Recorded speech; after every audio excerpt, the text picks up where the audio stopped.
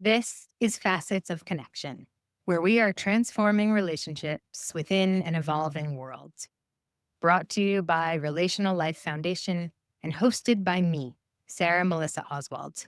This exclusive podcast series delves into the heart of human connection, exploring how we learn, love, and collaborate within a dynamic society. We'll uncover the power of respectful relationships and their essential role in the human experience. I invite you to embark on a journey with me to create a more connected, empathic world for future generations.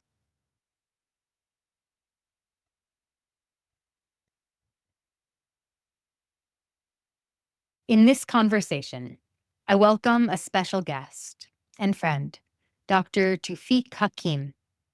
Toufic is a scientist by training, a spiritualist by choice, and a leader in the fields of emotional and relational healing. As a founding force behind the Foundation for Self-Leadership, Toufic has dedicated his career to fostering well-being. One of the primary therapeutic lenses he is trained in is called internal family systems, IFS. It's a model that helps us understand the multiplicity of the mind and the presence of our inner wisdom. Toufic's work with Foundation for Self-Leadership reaches far beyond psychotherapy, touching the lives of those in school, veterans groups, and even among therapists who are supporting communities in crisis. In our conversation, Toufic and I explore the idea of sustainable hope, not as a passive feeling, but as an action-based practice to help us build resilience during challenging times. He and I discuss how hope can be cultivated on 3 levels: within ourselves, within relationships that we have with others, and within the larger communities that we belong to. Toufic and I both share personal stories, practical strategies, and we reflect on how, even in the face of adversity, it is often possible to reconnect, rebuild, and sustain hope together. So if you're seeking inspiration, tools for growth, or simply looking for a sense of belonging, you're in the right place. We'll transform the way we relate to ourselves, to each other, and to the world around us. In our show notes, you'll find a registration page for an event that Toufic and I are hosting together in September on sustainable hope. It'll be a community conversation. So I invite you to join us there. And until then, enjoy this conversation. With that, here we go. Toufic, thank you so much for joining me. Would you start by introducing yourself and sharing a bit about the work that you do in the world? Thank you for having me, Sarah. Good to be with you. Sure, I'll be very brief. I'm a scientist by training, a spiritualist by choice. I've been quite fortunate to be involved with the Foundation for Self-Leadership even before it was activated back in 2013, an entity dedicated to fostering emotional, relational, and societal healing and well-being through the lens of internal family systems, which is a practice and a paradigm that is grounded in psychotherapy, but has applications far beyond in pretty much every setting we find ourselves in, because it's introspective and outrospective at the same. Do you want to say anything more about that? Because I feel like those two things are going to lend themselves to the conversation in front of us.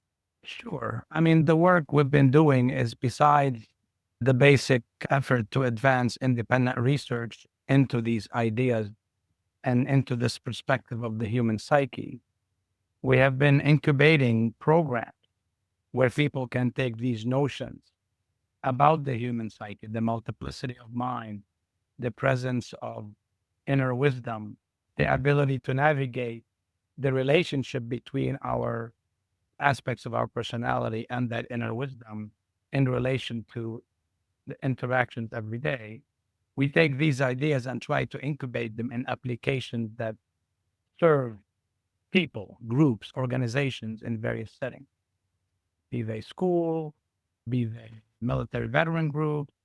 We did something recently to support Ukrainian therapists as they navigated the challenges of war, to help them find a place of calm, something I know we're going to be talking about as people face adversity, how we build that resilience and find elusive hope.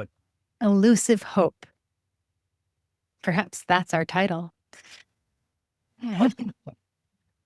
So for our listeners, I'll just say that Toufic and I have been brainstorming topics that could feel valuable right now in these really wild times that we're in, and talking about hope and how we sustain it, even when the world around us feels tricky. That's one way to put it, tricky.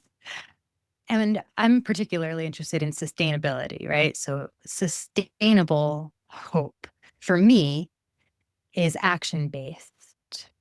It's the only way that I can feel hopeful is if I can take some kind of action.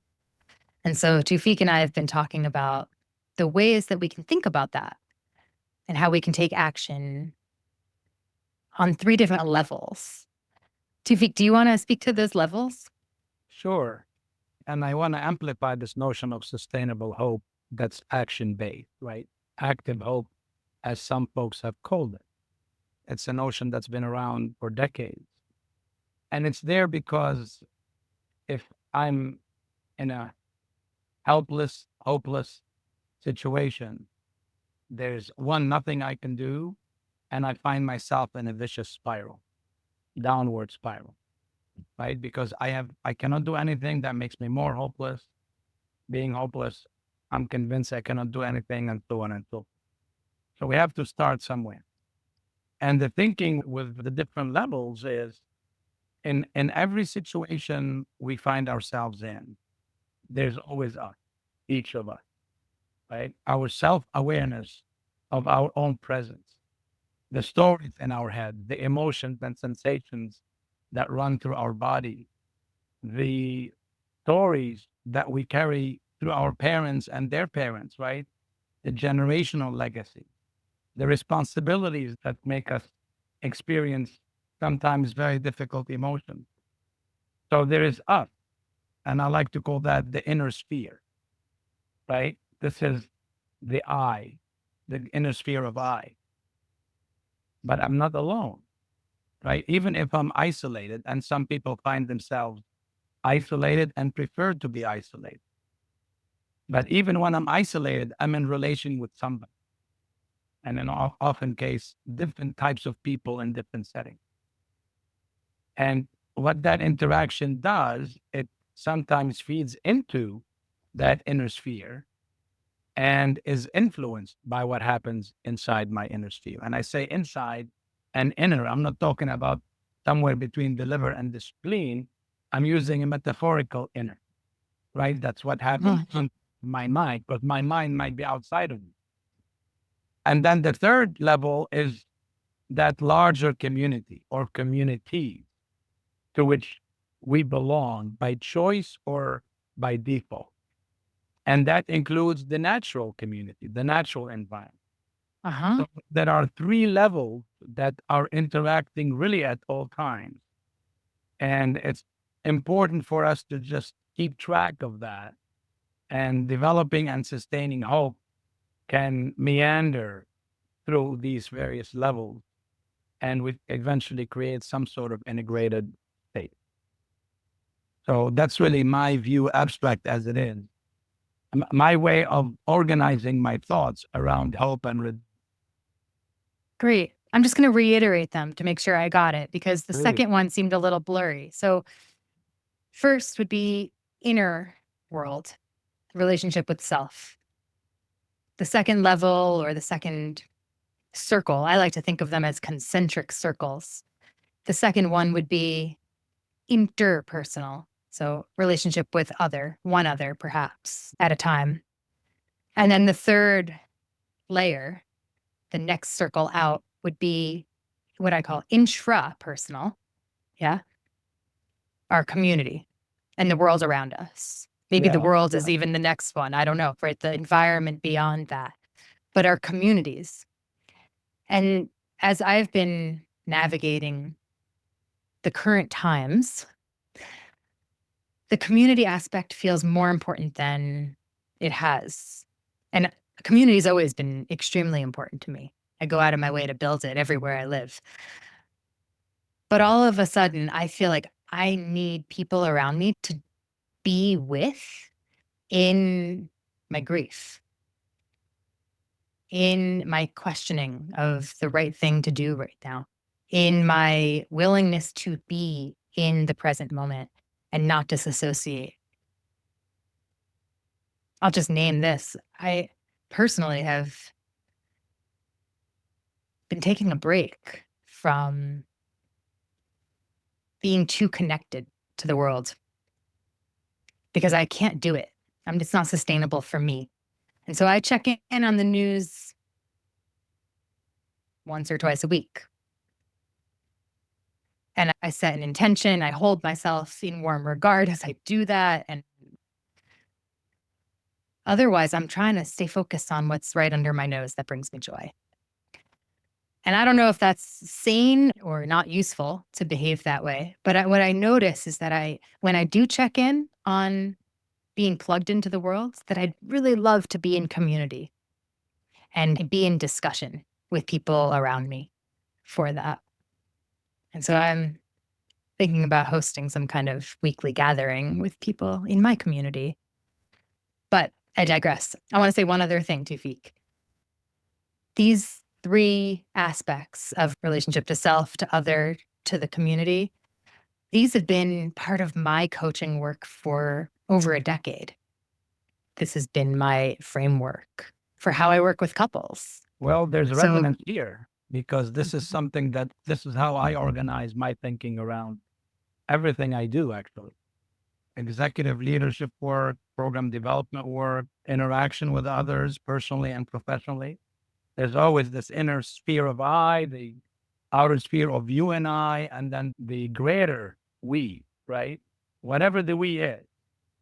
And I just want to come back to something you said about, is it sane or not? This is a choice you make. There's no judgment on whether you need to retreat or not.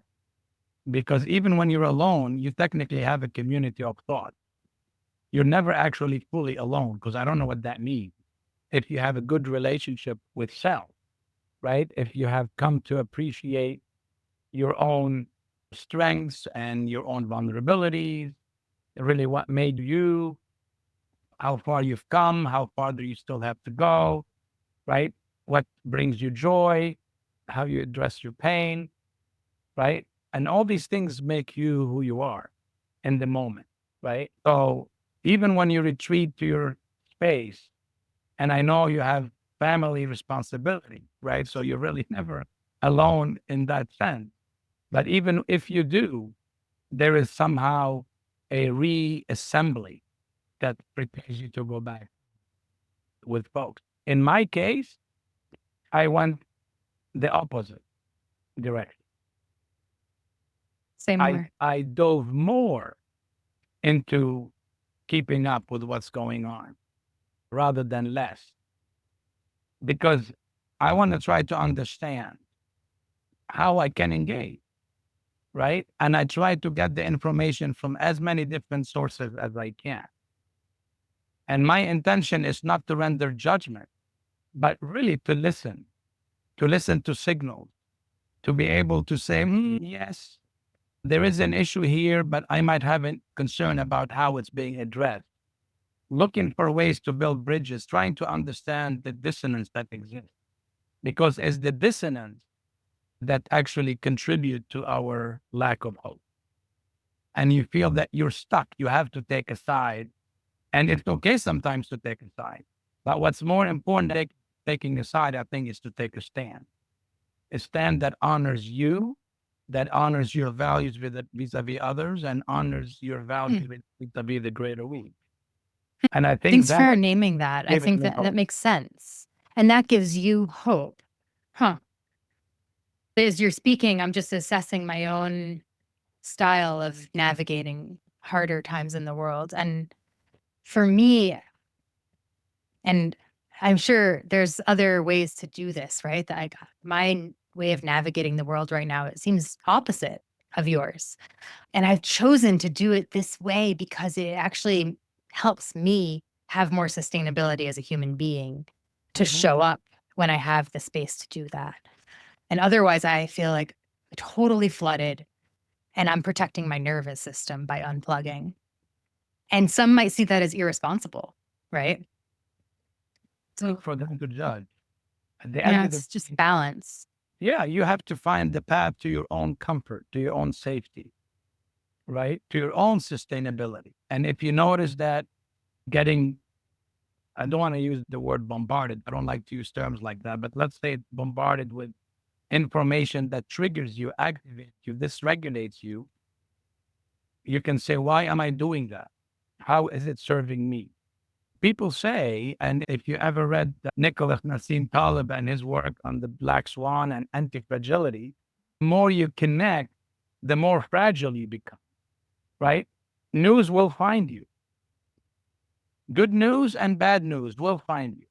The You details got that. matter, right? And the up and down of the weather system, up and down of Wall Street, up and down of violence, all these things, moment to moment, might not change your decision to engage and take the long view. I I choose think that's to be exactly right. more connected. You might have a little more bandwidth for it too than I do with a family with a 4-year-old. Yes, absolutely. I have that luxury, that privilege to be able to do that. And experience comes into play, right? How we have learned to navigate our own traumatic experience.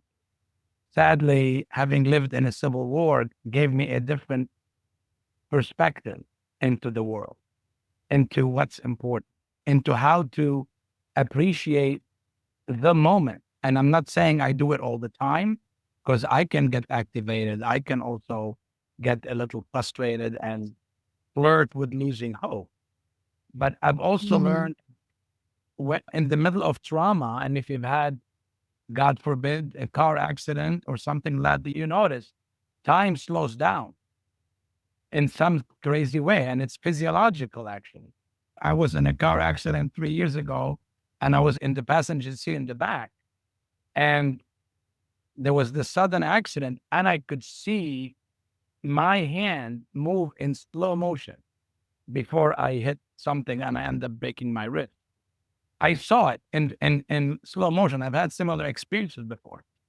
So my point is time actually in trauma shifts things. So we were able to enjoy a bite of an apple or a pear in the middle of a traumatic experience outside. I'm not saying everybody had that experience, but it allows you to ignore in the moment the trauma of war or the trauma of assault. I'm not talking physical. That's a very difficult situation to navigate, but assault of the news, assault outside your door. And to me, this is a gift that we as human beings have, the ability to compartmentalize. And you chose to do it by keeping the news out and focusing on what brings you joy. And if that works for you, this is how you cultivate hope. Well, I want to be clear. I'm not keeping the news out completely. I'm just choosing when I let it in and make sure that I am robust enough emotionally to take it in, navigate it, come up with ways to engage, especially as the director of Relational Life Foundation. I take it very seriously that I need to know what's going on in the world so that our organization can respond appropriately and hold space for the human beings who might be suffering. And if I am not sustained in my emotional well being, right? If I'm flooded or overstimulated by the news, if I check it multiple times a day, then I can't do my job. I can't show up in the way that I feel like I need to in these times. I can't. be the person that I think I should be or could be for the world around me and for my child. Yeah, well, you have to put the oxygen on first, right? Before That's right. it will depend on you. And that's absolutely workable and it makes sense. In my case, I stay connected with the news, but I don't have the TV on. In fact, I don't even have cable. We don't watch news that way. But the point is I have my way of getting it and I Mm, get it in a way that serves me. And just like you, I need to stay informed. I need to stay kind of above the fray in order to be of assistance to others, right? yeah, If I'm in the middle of it, how can I be of service to others? And there are times absolutely. I need assistance from others. So this is part of how we need to build our network at times like these, like you said earlier, to help each other when the going gets tough. You talked about using this framework, these 3 layers of relationship within your work, but I'm super curious to know how they show up for you in a personal way, how you hold these 3 layers in mind as you navigate what we're talking about here. Well, the first thing I do is I try to stay informed best way I can regarding what goes on inside my system, my own system. Say more. That's been big for me too lately. I want to hear more from you Yeah. about that. I mean, what emotions am I experiencing in the moment? Right? Right now, I have the lights on and I'm getting warm. Right? So now I know it's like, oh, I'm getting warm. What do I do to cool down my body so that I don't perspire on your show, on your podcast? Right? So I'm aware of that in the moment, right? It was a cold day, but the sun is hitting this room and it's a little warmer than I anticipated, for example. Right? So I'm aware of that, but I put it in perspective. So this is a physical, physiological experience. Then there's the emotional experience of connecting on a topic that is of serious interest to me. And I want to continue this conversation with you and with Relational Life to see how our two foundations might work together, how the two of us can think together about providing some meaningful programs jointly to the world, right? So there's that excitement about being on this podcast and in conversation with you, right? So in the moment, I'm aware of what's going on physically and emotionally, right? Then I try to be aware of the other person. In this case, it's a one on one. They could be a group because I work with organizations. And when I work with teams, it's important for me to see, to understand the dynamics in the room, to understand the background where possible, to pick up on signs that are not obvious, right? So, and then how they affect me and how I might affect them, right? So, in the moment, I'm aware of myself and I'm trying to be aware of the interaction with the other person, right? Because really, I cannot be aware of the other person. I can only be aware of the interaction, the language, the behavior of the other person, the signs that they might give with their eyes, with their body, right? And then in that moment, I'm also aware that this conversation, for example, deals with something much bigger than Sarah and Tufik, much bigger than Relational Life Foundation and the Foundation for Top Leaders. Living, like you said, unprecedented times. There's fear, there's anger, and on maybe among some people, there is joy that finally that we're probably on the right track. So there is dissonance, right? There are sides. There are people who are stuck on their side. There are ravines between us. There are extreme weather systems that are taking place as we speak, right? There are wars in various parts of the world. And there's probably a civil war on ideas and approaches right here. So in the moment, I'm aware of me, of you and me, and the context within which we're both operating right now and engaging in a conversation. What can I do about all that in the moment? I have no clue, nor does it matter. Awareness alone sometimes allow me to navigate it, right? I'm not thinking about Awareness tomorrow. alone. Yeah, Mm, the moment. I'm not worried about tomorrow. because Right in this moment. right in this moment, because the next moment is part of tomorrow. It is part of the future, right? And this moment is going to become part of the past fairly soon. So I try to give my attention to what's going on right now in the context of the interaction and the large setting. A bit Beautiful. perhaps, but this is how I find it abstract at all. That's exactly what I'm doing over here. All three of those. I don't find it abstract. I think that's brilliant. And I'm noticing that the word time keeps coming up, right? You talked about in the middle of a trauma that time slows down, or right now, tomorrow isn't necessary to worry about, but this next moment plays into it. Just fascinated by how time could be part of this conversation. Well, I mean, I admit I'm a scientist, right? So time is not a separate dimension. It's really part of physical dimension, if you wish, right? It's a four-dimensional space we live in. And scientists define time as the thing that happens between events, between repeating things, right? Between sunrise and sunset, between the movement of an arm on a clock, between this position and that position, right? So it's part and parcel of how we engage, right? Our awareness of the passage of time and how that changes as we age. People say as we age, things move faster, and it's physiological. So, and what we're doing in the moment is not really freezing time, is watching it. Watching it move is really what we're doing, right? Because if there's no time passing, I cannot say a word, I cannot hear a word, I cannot feel a sensation. So I'm witnessing the passage of time. The challenge is, can I make the passage of time work for me? Can I make it serve me in some ways, not in a self-centered way, but can it serve what I'm doing in service to something valued?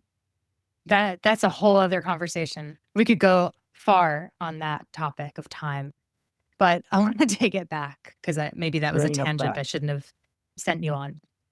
I'm so fascinated by your thoughts on time because I don't know that I see it the way you do. But I want to go back to just the physical sensations. So you referenced the heat in the room.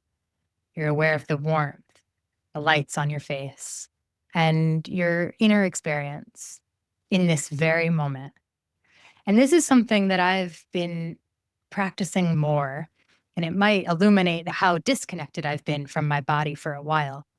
I think I did that to protect myself in a lot of ways.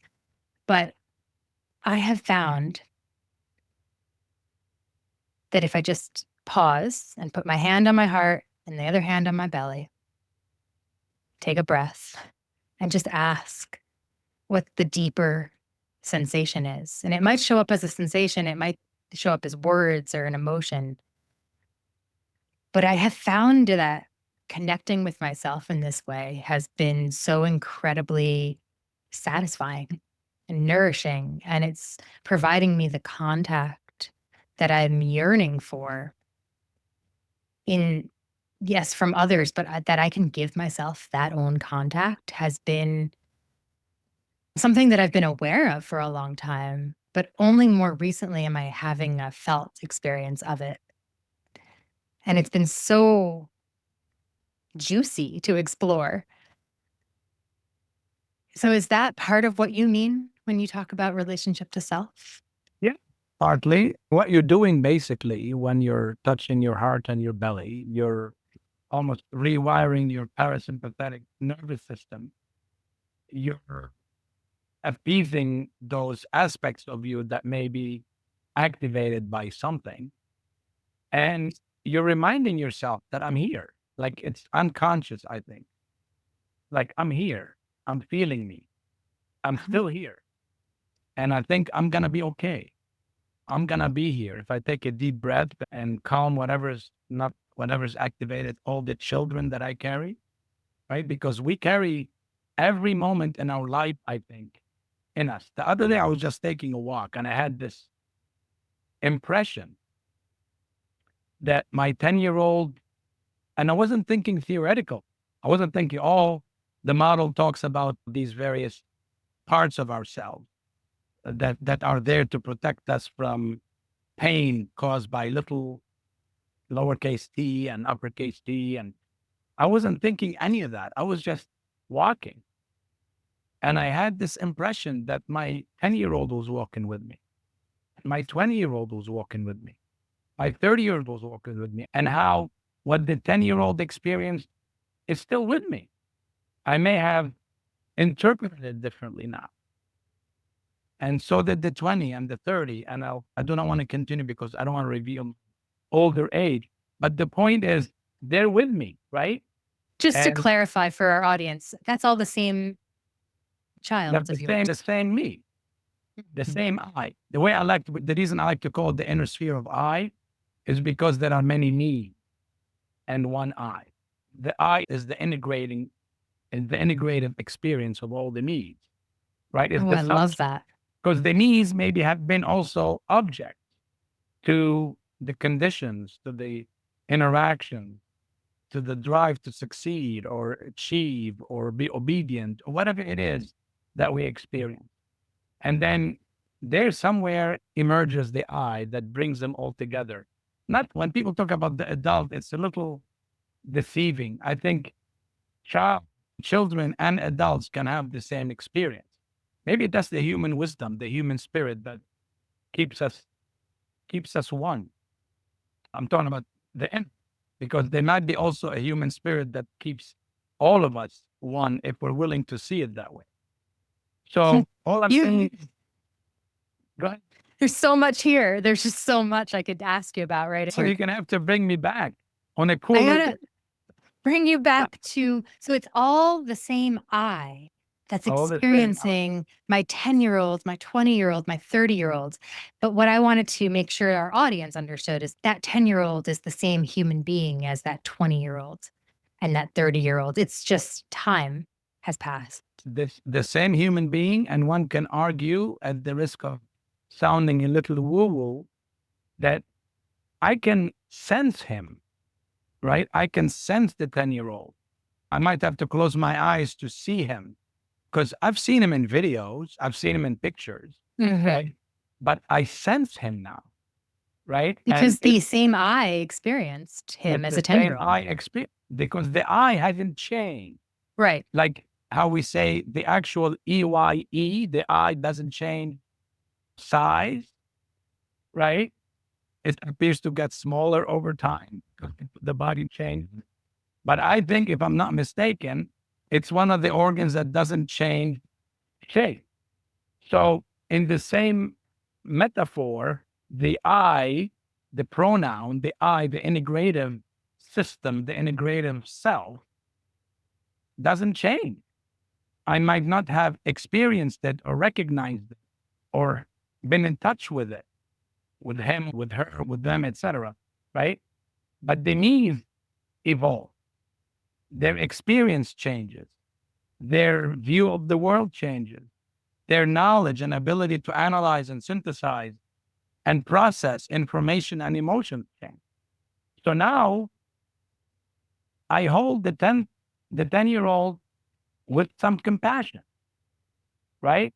Where before maybe I was hard on him. I hold the 20-year-old maybe with some fascination because of things he did. Well, before I was maybe critical of him or hard on him because of the things he did or whatever. But I honor them now by carrying them with me without any remorse, any judgment. I don't know why I got to this point, but that to me, that's why I call it sphere. It's a 3-dimensional, 4-dimensional with time sphere that has in it all these aspects. But the difference is I try to lead with the I rather than lead with the me, because then not all the issues have been resolved or reconciled. Some of the emotions and the experiences have not been fully addressed. So Sure. they sit with me And the I is the only mechanism to provide healing and to have that experience be completely fulfilled. Wow. So the I almost sees beyond the current me's. I mean, I even have this experience moving into the future, right? I might have moments with my son where I'm very frustrated and I'm dealing with a 4.5-year-old who's abusing me, physically attacking me. And I might be extremely frustrated. And I also have moments where even if I'm not loving the experience in this moment with him, I can think it 10 years down the road and look back to this experience now and have the experience that you're talking about, but in the future the future me being identified with the same I that I am today. Would you call the I, would another word for that be soul or spirit? I would, if your viewers on this podcast don't get a little uncomfortable. This is not Well, we don't know religious, who's listening. but this is not religious. This is not metaphysical. Maybe it is, but I'm not going there. I just feel something that I felt my whole life. I'm in touch with something that was with me. Maybe I didn't always sense it the way I sense it today, because now I'm benefiting from the decades of experience and inner exploration and the desire to learn and to be fulfilled as an individual. It is probably the spirit, the soul. It's the thing that's indestructible. Where was it before? Where is it going to be after? I have no idea, and it's irrelevant to me. That's On, exactly right. That's not even what I meant. I just meant the thing that makes you you throughout your entire life. The it's the thing that connection. doesn't change. Yes, but I have to say one more thing that's very important Mhm. here in my understanding of me and of I. I'm not just the I, and I'm not just one or many of the me. I'm all of them. And if I don't honor all of them, then I'm limping along. Then something is missing. It's like you have a machine with a screw that had fallen. Eventually, that machine is going to start breaking down. It's more than a screw, right? Every part of that machine is critical for the whole machine to operate That's right. at optimally. Same thing with us. I have anger sometimes. If I'm able to channel that anger that one of the me's carried, if I'm able to channel it, that me will become an asset for me over time. An anger against injustice, again, an anger against some assault that needed to be addressed or whatever it is, right?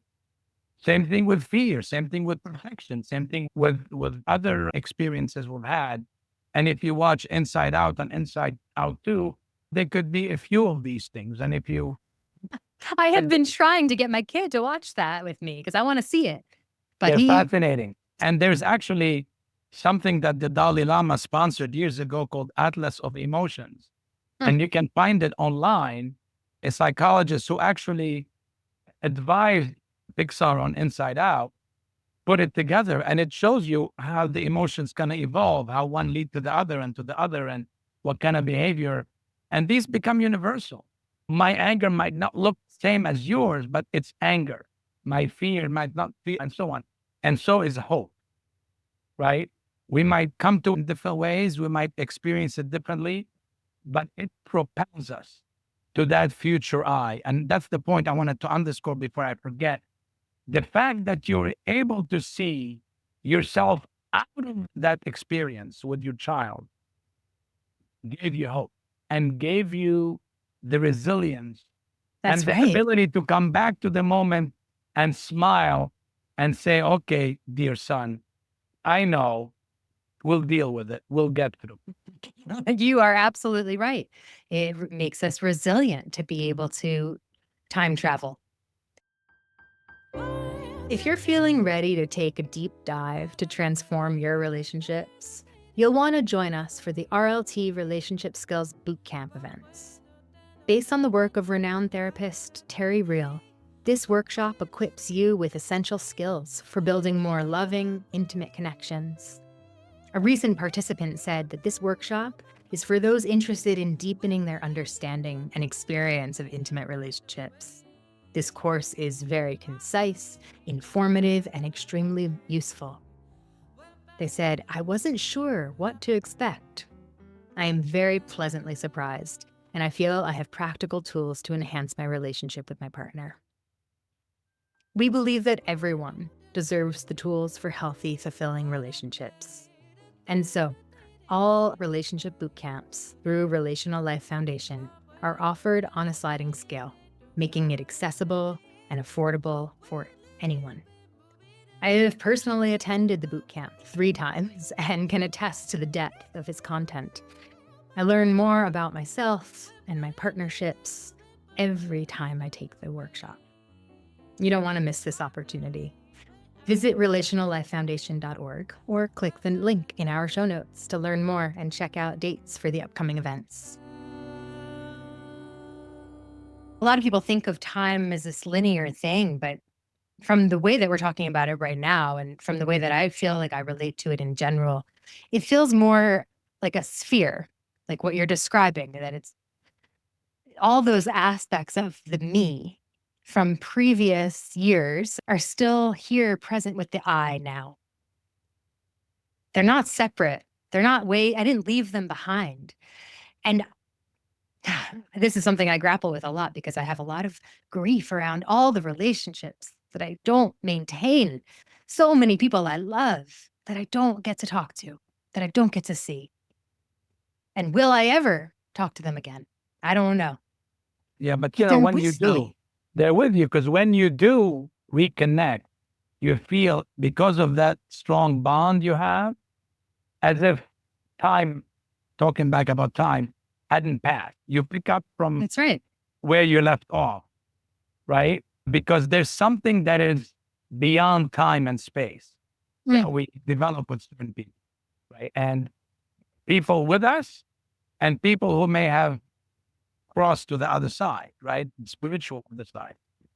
So, but I want to make a point that I think very important to talk about resilience and hope.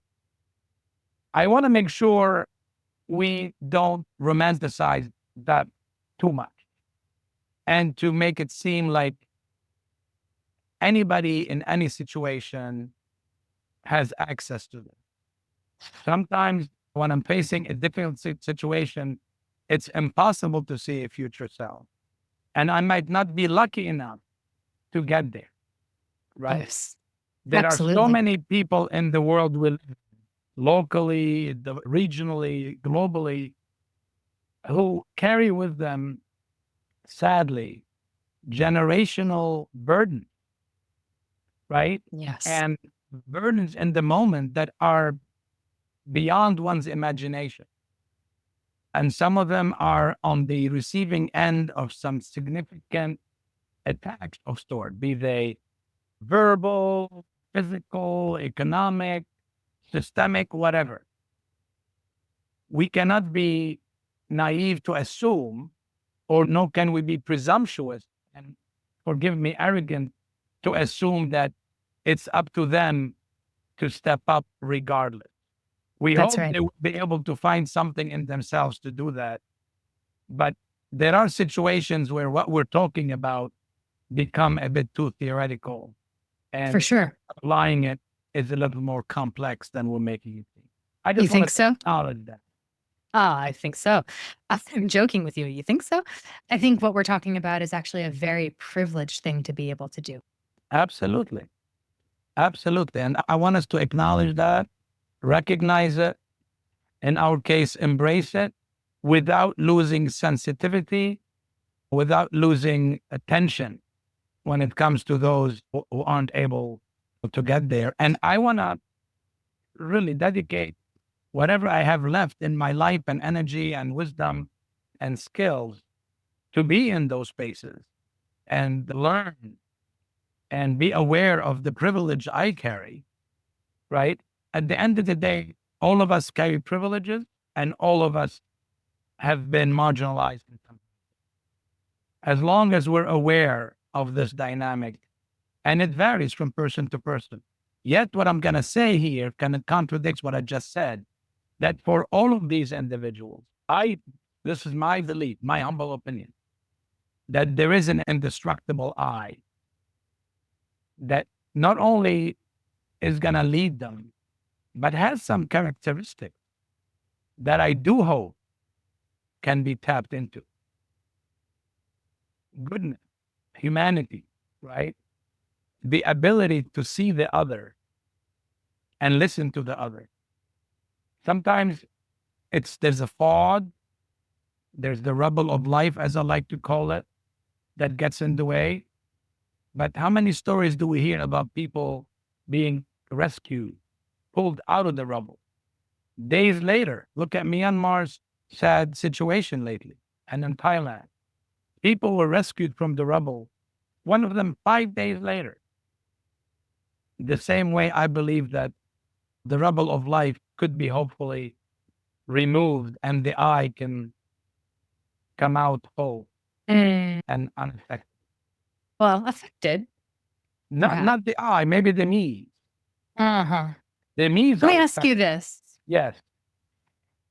Everything that you're talking about makes me think of the question that I typically start this podcast with, which is about I didn't have that framework for it until you gave it to me just now, but it's about the eye.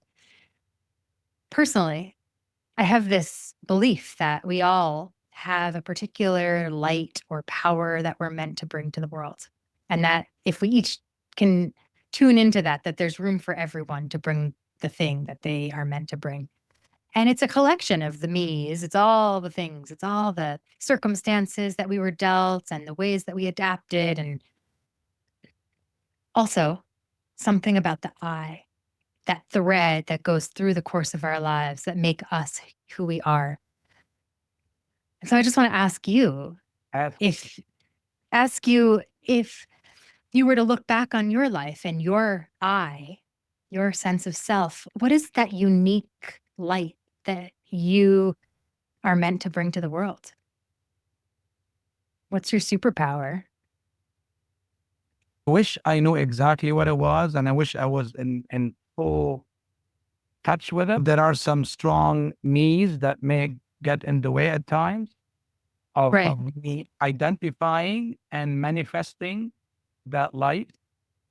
But for me, there's one word that I know I'm extremely attached to and I aspire to become one with, and that is kindness. Kind. Kindness. Yeah.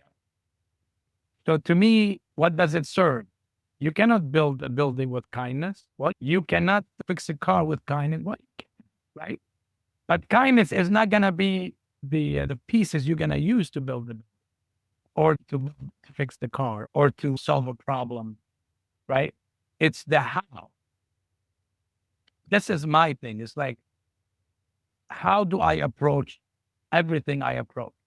I hope to do it with goodness and kindness and sensitivity to the other person. So Mm. I don't know if this is what makes me unique or powerful or whatever it is. And I bring this with humility. So if I have any superpower, it's really couched in humility, I hope. Because this is one of my niece concerns. Oh my God, I'm sounding arrogant here. Because in a previous life, I probably took on this mask of arrogance to defend my shyness or to defend my insecurities of sort, right?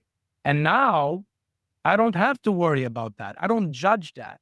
I accept them all and I come into the world the way I am. And I find myself in situations, and I'm in one right now, where I'm taking the opposite view of the whole group thing. And mine comes from this place of benefit of the doubt, above the fray, take the high road.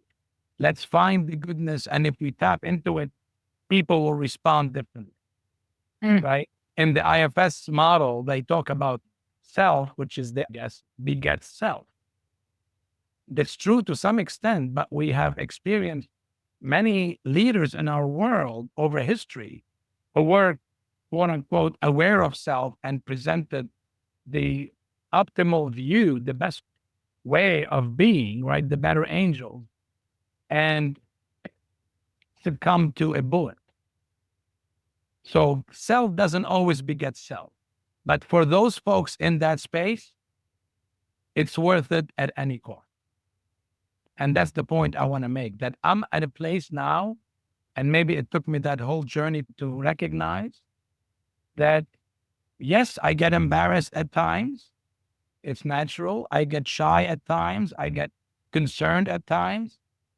But I feel that I'm anchored around the eye. Like I'm like this tree, this cedar of Lebanese extraction. So I like to think of the cedar as the eye. And attached to it are all the leaves together, right? But they take solace in this eye because it's rooted deep into the earth, into my legacy and generational identity. And hopefully it keeps growing high into the sky. So I'm not worried. I'm not judging. And if people judge, okay, Toufic is naive. Kindness, goodness, humanity. So I don't know if I answered your question, but that's the closest I have to recognizing what drives me. Yeah, I can feel that from you. Your kindness does not feel fake to me. Does not feel like something you put on for me to feel good about you. I can tell you care.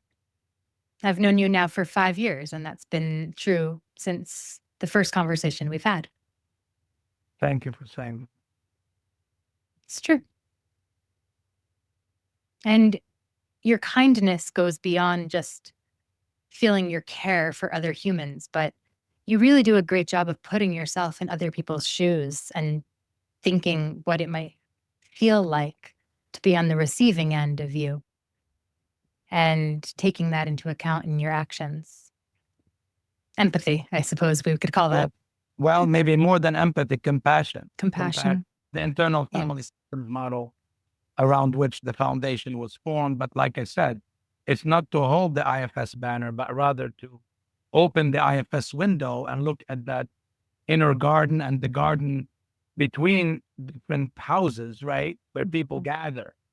And that wisdom that we carry is characterized by many qualities, many aspirational qualities that are not necessarily taught, that are, could be cultivated.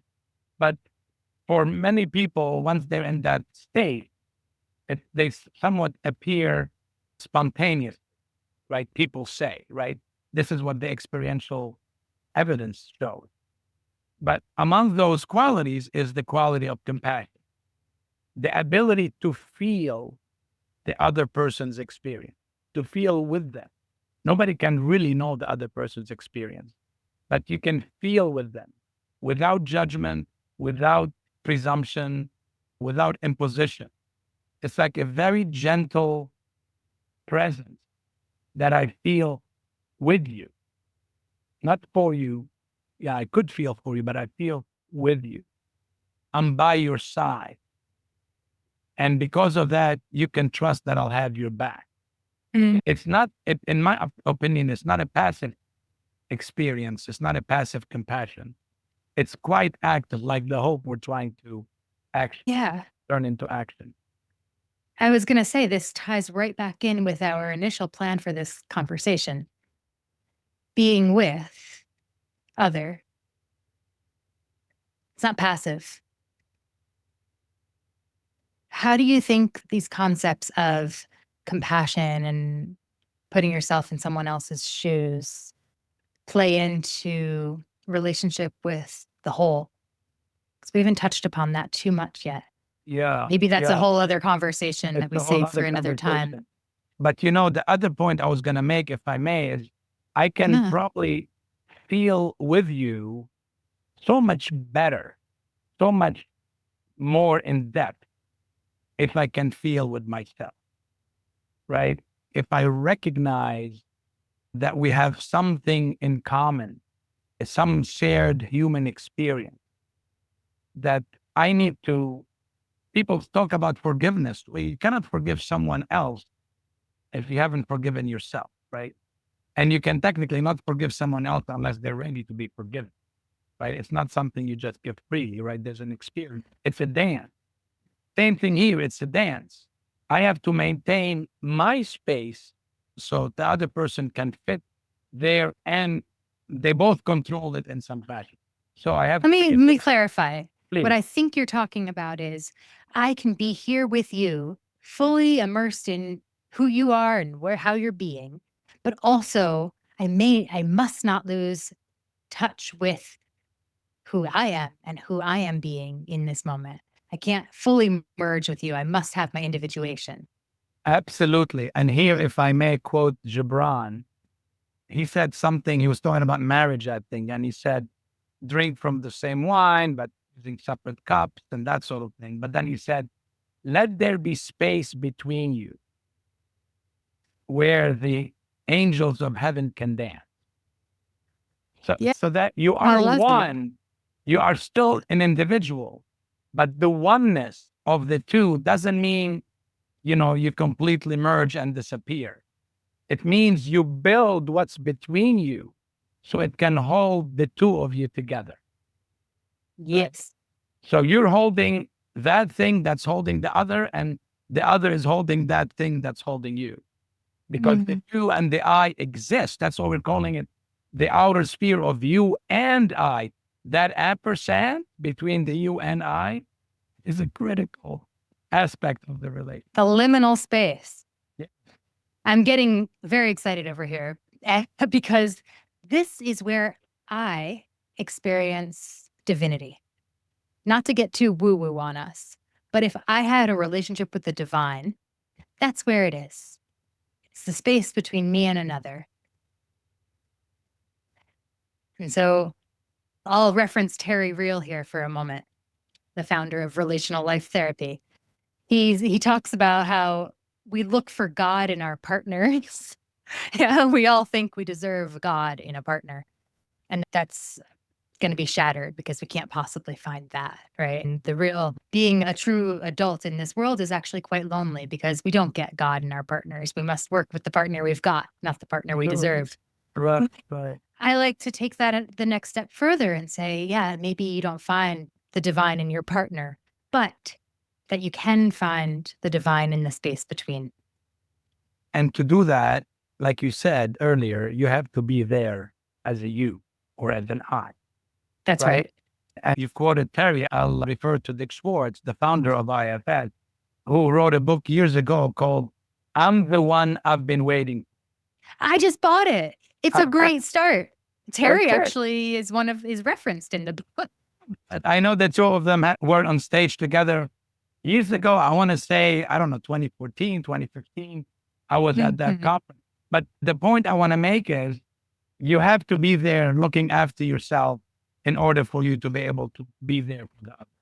And yes, using the notion of God, regardless of specific religious beliefs.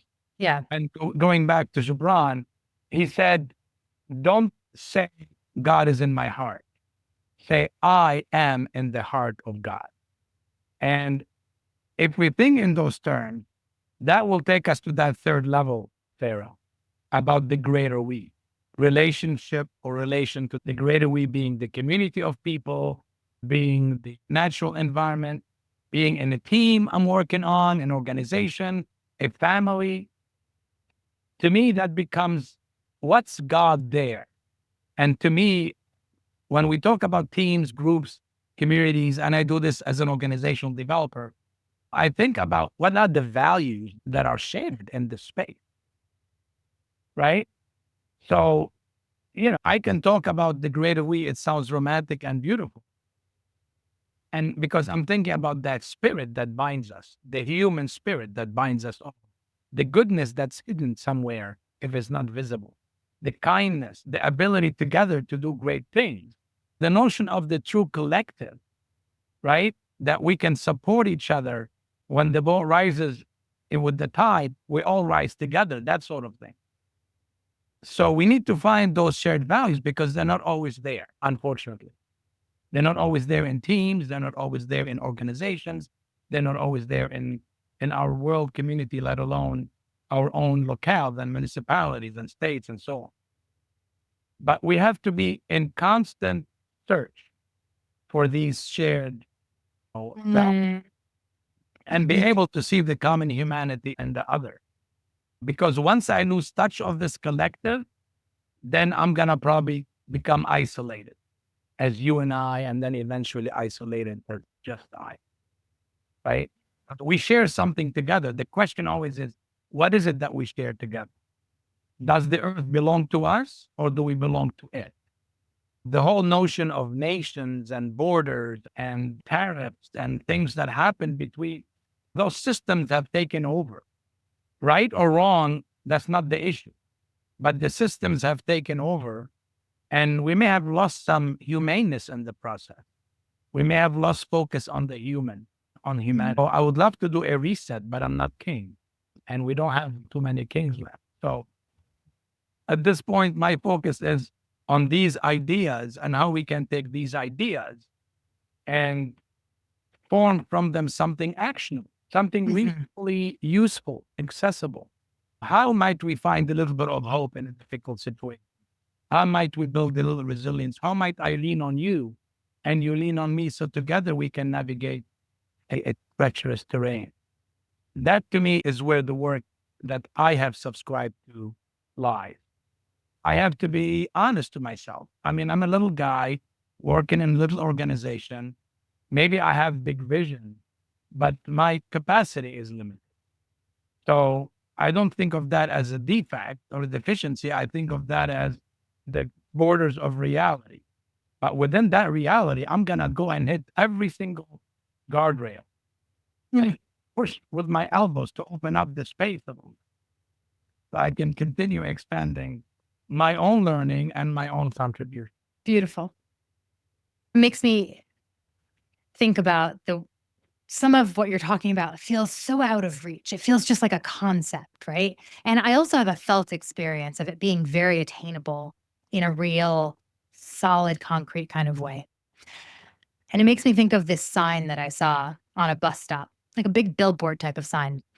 And it said something to the effect of that there are research studies that have been done showing that 9 out of 10 Americans are so tired of being divided and that we actually have so much more in common than we do differences. And we forget that. I think we're set up to forget that. And so I'd like us to co-create a space where we can feel that in a very tangible way.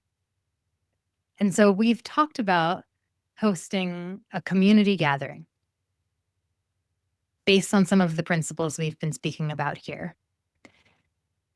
Taking these as perhaps esoteric ideas and turning them into reality. And so Toufic and I would like to invite you all to join us. I think we need more of the type of, you said you want to be in community. That's the sort of positive, generative spaces I think we all need at times like this. With varied experiences, mixing the grief and a little bit of joy and laughter with concern and abilities, all of it. And yes, what we're talking about seems esoteric, but I think I'm living in a real world. I do things. I do budgets. I meet deadlines. I get up in the morning and take the trash out where appropriate. I mean, so it's not that esoteric. It's how I do the things I do and how we do the things we do that give flesh to this esoteric conversations we've been having and these ideas. So you asked me earlier about not my superpower, but if I were to define what I like to be doing in my life, whatever is left for it, of it, is to build bridges. That's it. I want to build bridges. Metaphorically, if I have to do it physically, I will build. You talk about the division, right? We're like on all these cliffs, far apart, and we don't have to be. And let's figure out how to build bridges with straw hearse, with rope necks, with maybe something more robust. And if people aren't interested, that's okay. We can build it halfway and go to the next one. But to me, I will never tire from trying to build bridges using this model that you and I have been talking about. I feel the same way. It's never boring to me. Never tire of it. Bringing people together. I do a lot of facilitation, bringing people together, and I want to be facilitated. I want to be held in that community way, but I'm game to be facilitator with you. I'm just We naming it. can, or we can invite others to facilitate. Yeah, we sure could. Right? No. Start facilitating and pass on the baton. Other people can step up, right? Be in a space where they can share and learn and grow. No other agenda. Because at times like these, we need these, what do you call them, safety valves, right? So you can reduce the pressure or release the Release the pressure. Release the pressure. Yeah. It's amazingly useful, that tool. Yeah. I also So- call it throughput. True. It's a way of releasing pressure. I take on a lot of energy of other people, so I've had to find ways to be creative about taking on that energy and moving it down back into the earth. But here we can be in community, releasing pressure with one another. And then we all have more space to hold the greater and whole. maybe we'll awaken hope in the process. Because maybe in some cases it's just taking a nap. Hope is taking a nap. Maybe we can awaken or wake it up, whatever the term is. Hope is, it's tough times to stay hopeful, that's for sure. Yeah. There's been a few things that I'm just like, okay, I can do this and I can do that and I can do that. And if I can spread the word about doing those few things, then I feel like I'm doing something bigger. I just want to say thank you so much for joining me on this podcast. I'm thrilled to have you here. And I think this conversation will be really useful to the people who've listened. How do people learn more about you or stay in touch with you? I guess they could find me on the foundation's website at foundationifs.org. Thank you very much. Thank you for Okay. having me. This was certainly very engaging, and we meandered and I took tangents. But when he's talking about spheres, tangents are plain. So I agree. you go places. It's real. I'm not trying to have like a formal conversation. I just want to be real with people. And that's our friendship came across here. I think that's perfect. Thanks for listening to this episode of Facets of Connection. This show is brought to you by Relational Life Foundation, a nonprofit organization dedicated to ending the chronic epidemic of loneliness by fostering community and transforming relationships. Its mission is focused on building stronger, more connected communities through research on relational health and through accessible therapeutic services and education. If you'd like to support this work, visit relationallifefoundation.org. Your generosity helps us make relational support available and accessible to more communities. On another note, I'd love to hear from you. Whether you've taken a workshop through Relational Life Foundation, if you're working with an RLT therapist, or simply if you have a guest or a topic to recommend for a future episode of Facets of Connection. I want to know what's resonating with you, what's shifting, or what are you still sitting with? Send me a quick voice memo or an email to Sarah with an H at facetsofconnection.com. Your story might even be featured in a future episode. I look forward to hearing from you. Facets of Connection is created by me, Sarah Melissa Oswald. Our executive producer is Carrie Allison Maloney, and our digital producer is Kim Novak. Follow us here on YouTube and wherever else you get your podcasts. Thank you in advance for your support. See you soon.